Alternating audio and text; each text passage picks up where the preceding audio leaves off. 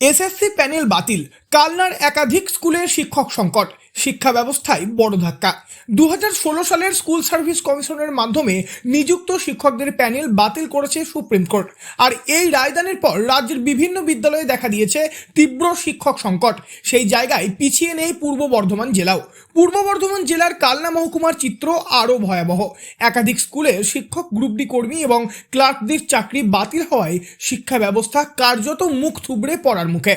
সবচেয়ে ক্ষতিগ্রস্ত কালনা মহারাজা উচ্চ বিদ্যালয়। এই স্কুলে মোট 6 জন শিক্ষকের চাকরি বাতিল হয়েছে। স্কুলের বর্তমান ছাত্র সংখ্যা প্রায় 1800।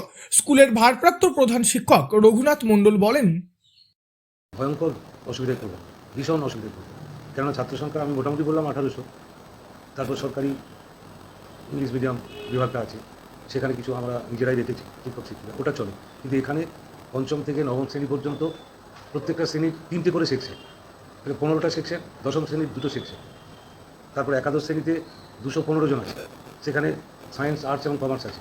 দ্বাদশ শ্রেণী পরীক্ষা দিয়েছে, ওরা বেরিয়ে যাচ্ছে। কিন্তু দ্বাদশ শ্রেণীর এই যে 3টে স্ট্রিমের আলাদা আলাদা, আর আমাদের স্কুলে প্রচুর সাবজেক্ট আছে, সেই হিসাবে সেই সব সাবজেক্টই যা থাকছেন, কিন্তু কিছু তো এই 6 জনের মধ্যে পড়েও যাচ্ছে। যদিও 6 জন বাতিল হওয়া শিক্ষকের মধ্যে কেউই সংবাদ মাধ্যমের সামনে কোনো মন্তব্য করতে চাননি।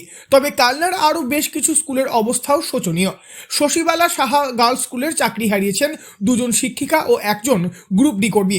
প্রধান শিক্ষিকা বলেন, তার স্কুলে মাত্র 1 জন গ্রুপ ডি কর্মী ছিলেন, তিনিও এখন নেই।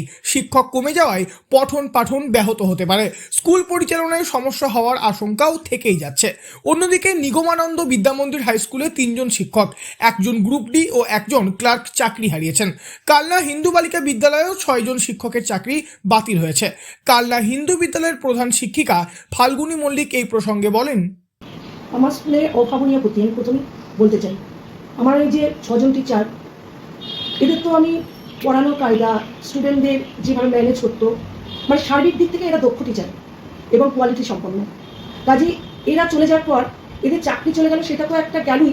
সঙ্গে সঙ্গে আজকে আমি দুশ্চিন্তার মধ্যে পড়েছি। আমার এত স্টুডেন্ট, আমার এখানে স্টুডেন্ট আছে কিছু কম 1700 স্টুডেন্ট। এত স্টুডেন্টের তার মধ্যে সেকশন আছে, এমনি মানে ক্লাসগুলো চালনা করা আমার খুবই কষ্টকর হয়। এবার আমাদের 7ই এপ্রিল থেকে পরীক্ষা, আমাদের পুরো ব্যবস্থাটার উপর যেন একটা আঘাত পড়ে গেল। আমি কি করে কি করবো, যেটা আমি একটা কুল কিনারা পাচ্ছি না। এই পরিস্থিতিতে সবচেয়ে বড় প্রশ্ন দাঁড়িয়েছে আসন্ন স্কুল পরীক্ষাকে ঘিরে। 7ই এপ্রিল থেকে স্কুলে বার্ষিক পরীক্ষা শুরু হওয়ার কথা, কিন্তু শিক্ষক সংখ্যা হঠাৎ করে কমে যাওয়ায় অনেক স্কুলেই পরীক্ষার পরিচালনা ও কাগজপত্র দেখার কাজ নিয়ে সমস্যা তৈরি হচ্ছে। এই বিষয়ে বিদ্যালয় পরিদর্শকের দপ্তরে যোগাযোগ করা হলে তিনি সংবাদ মাধ্যমের সামনে কোনো মন্তব্য করতে চাননি। অভিভাবক সহ শিক্ষক সংগঠনগুলির দাবি, এই প্যানেল বাতিলের ফলে শুধু শিক্ষক কর্মচারীরাই নন, ভুক্তভোগী হবে রাজ্যের লক্ষ লক্ষ ছাত্রছাত্রীও। পূর্ব বর্ধমান থেকে বনোয়ারিলাল চৌধুরী, লোকাল 18 বাংলা।